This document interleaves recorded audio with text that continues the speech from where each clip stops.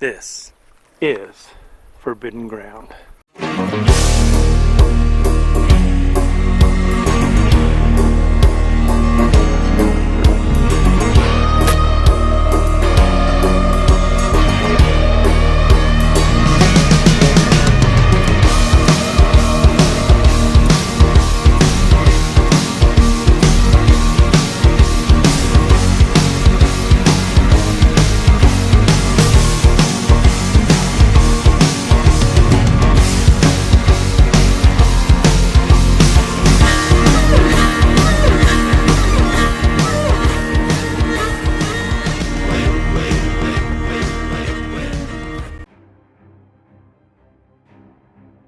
This forbidden ground isn't forbidden enough. Got two hunters that are camped over on over the ridge over here, and they made it into this valley last night. I knew something was up because the elk were behaving funny. They shut up and then they bugle a little bit more and then they'd shut up again. This big bull came in and was bugling his head off, and all of a sudden he stopped. So I found tracks today, and I think they hiked out in the dark with their headlamps on, or just out in the open with the moon, and those elk saw them and they just all shut down. And this morning it was really quiet. I'm gonna head over to the next drainage because that's where the elk go when they get pressured from this area. We're gonna try a little midday madness, born and raised style, and see how it works out. That's the status I got today and tomorrow morning, and that's it. I have one bull left here in this canyon, but we're gonna go over to the next drainage and bugle our heads off because we're running out of time and it doesn't matter. So we'll give it a try. See ya. Got a bull to respond, and I just saw some elk. Just ran across some fresh sign.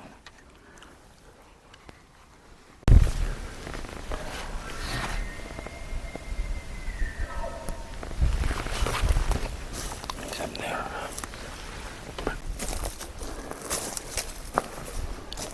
He's gonna be hard to get to because there's deadfalls everywhere.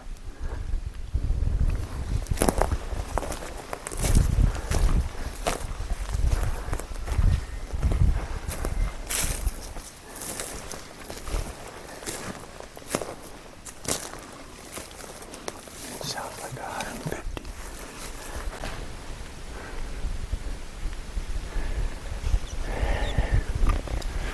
The wind is not great either.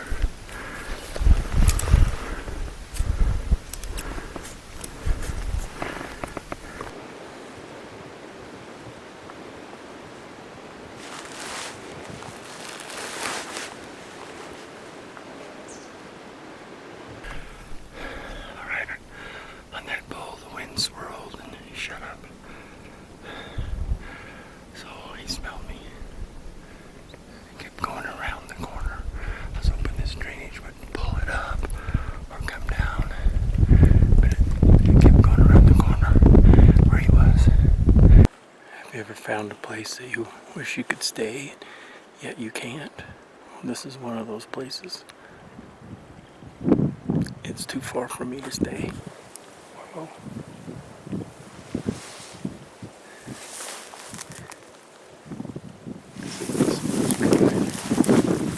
Being flipped out.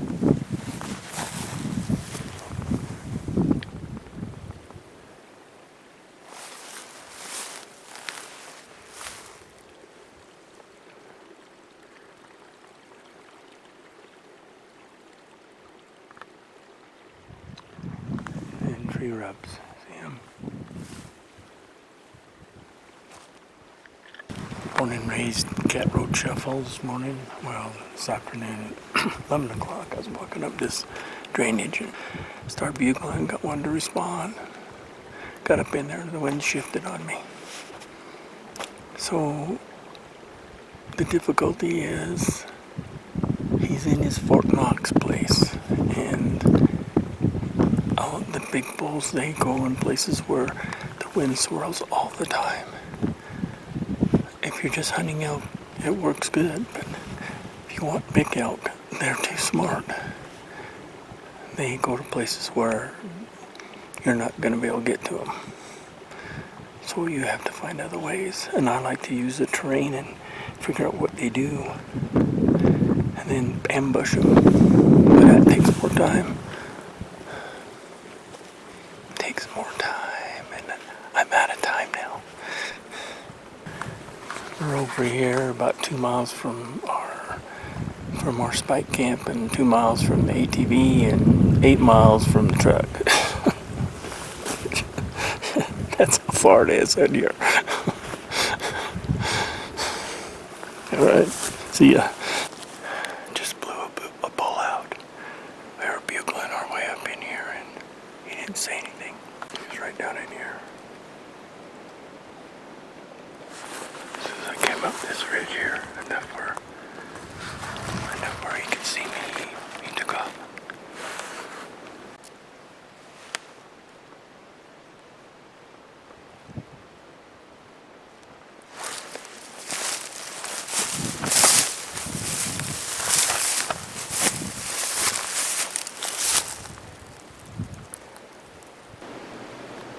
Really doesn't have a water source.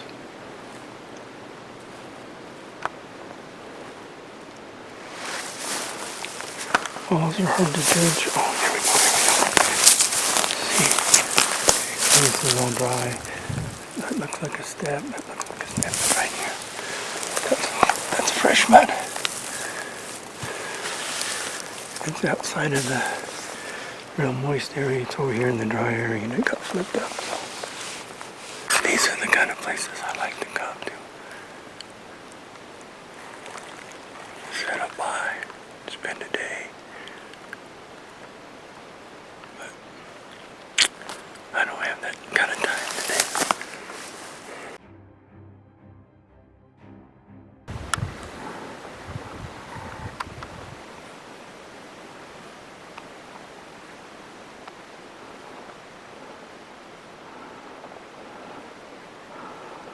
Five by six looks like.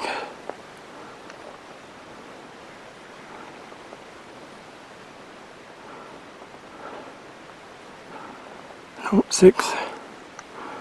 6 by 6. Okay. Hard try for him. Sorry. He's on the way. He's on the way to the general.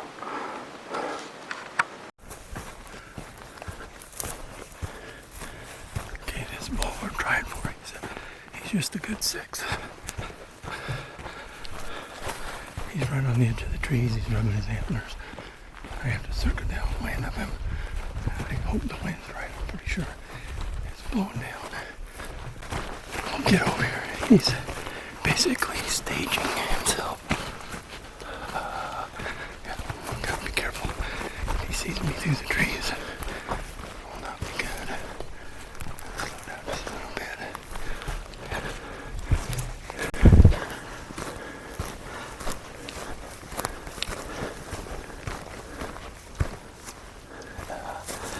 This could be the night.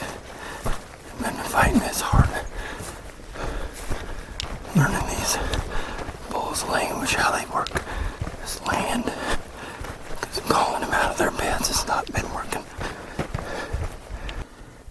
This bull stops raking the bushes and starts moving out into the meadow before I get a chance to get to decent cover. I'm not nearly as close as I intended to be.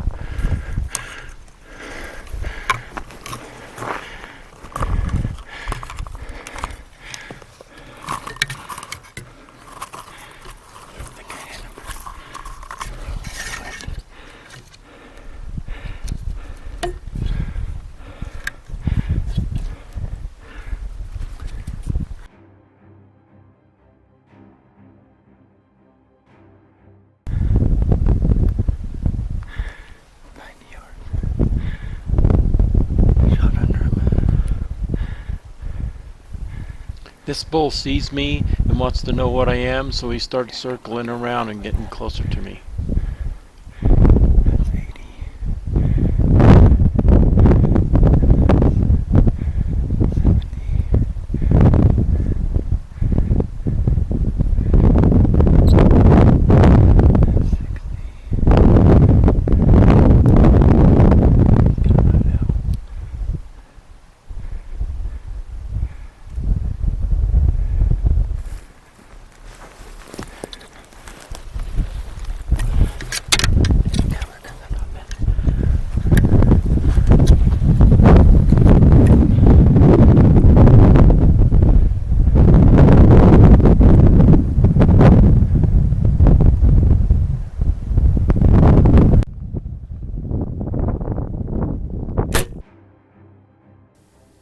When I knocked this arrow, I mistakenly put the cock feather down, and it caught my wrist and it loosened the front of the fletching. This caused the arrow to have an erratic arrow flight.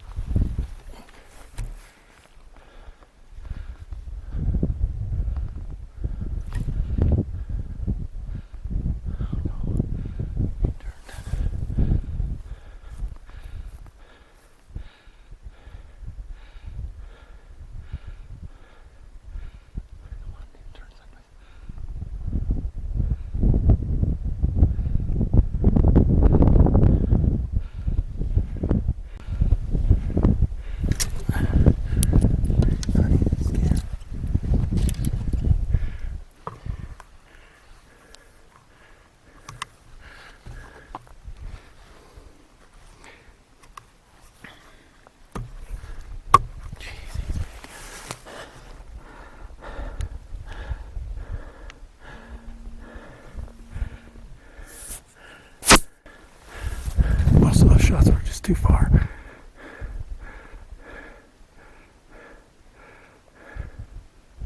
Gosh, he's headed right, boy. I want him so bad.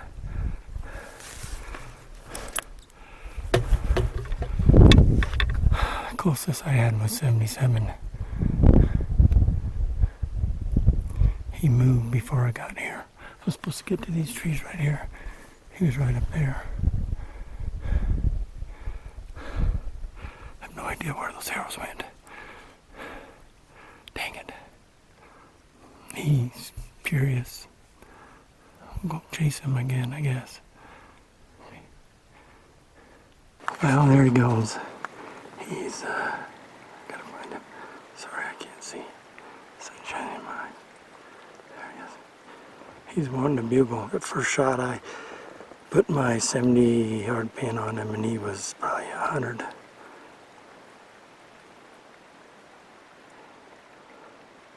Sorry.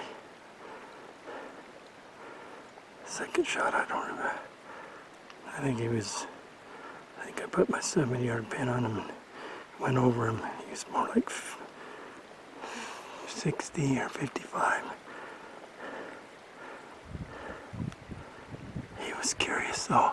He came back to me, which was weird. Yeah, well, this bull's not even afraid of me. He's still walking out in the open looking. Doesn't even look back. Now he's looking at me. But he was just curious. He kept coming back to me. I just couldn't get there fast enough.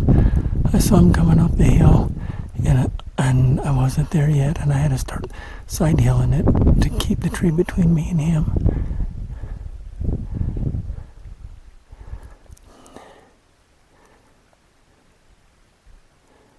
I don't want him to see me come after him.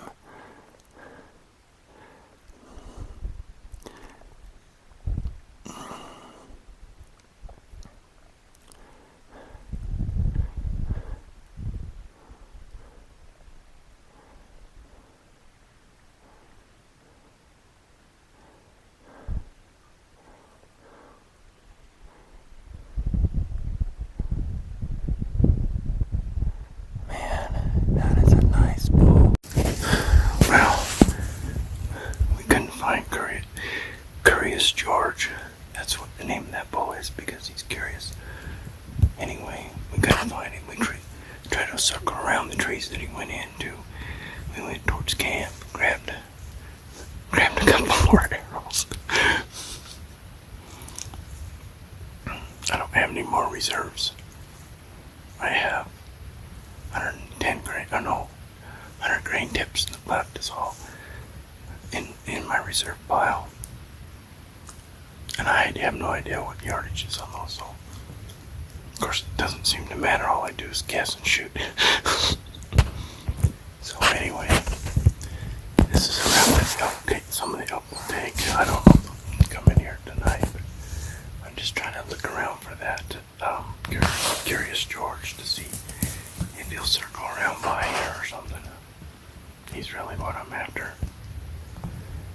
That was a strange situation. That last shot I was ready. I said, okay, I have to range him. I can't just keep flinging arrows at him. So I ranged him at 77. He still stood there. Put my rangefinder down. I drew my bow back, but since he already seen me shoot at him once, he knew what was coming next. So as soon as I turned that bow and aimed it at him, he took another step and moved his back end around. So I had no shot. I wanted to shoot, but I have so much confidence in these arrows that I know even if I hit him badly, it's gonna kill him. But that would have been a bad shot. Just shooting at his butt. That first shot that I took, I don't know what I was thinking. I can't remember. I probably should talk to the camera while I'm doing that so I can record what I'm thinking. Because I think I put my 70-yard pin on him. He's probably 90 yards.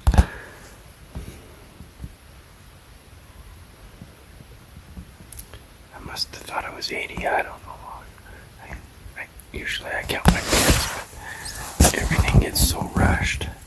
When they're moving, every step is a yard, so whatever you calculated a second ago is different. So every second, he's taking a step. So you have to keep adding it up or something. But anyway, that's what happened. The second shot, I had to guess again. It was basically a frontal. I shouldn't have taken that shot at all. I zinged it right over his head. I found that arrow. Haven't found the other one yet. I need to go over there with my headlamp. I'll find it then because it's got that reflective tape on it. I know where the little tree is, where it's approximately where it is. But anyway, see ya.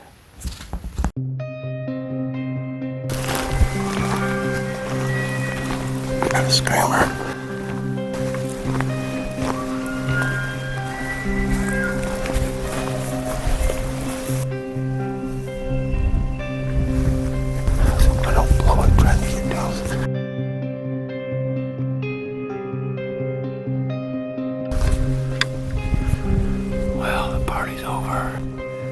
We had a good run. Good chances, but it seemed like everything turned against me every time. They should call me next year, Newberg, because I can't seem to kill them. Anyway, guys, it was a good year. Man, this place is amazing. I can't tell you where it is. It would run it. I hope you guys all had a good season. See ya.